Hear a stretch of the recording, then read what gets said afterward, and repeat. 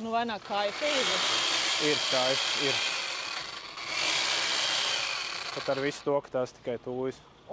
Bet tas, ko es daru, redzējāt, es griežu principā tikai no apakšas uz augšu.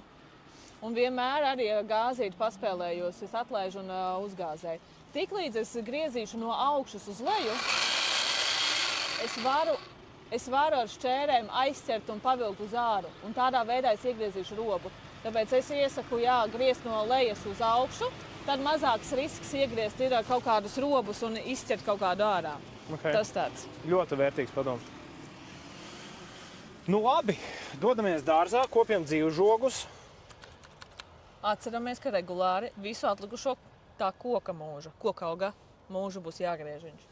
Jā. Vai arī līdz pārdos īpašam. Jā.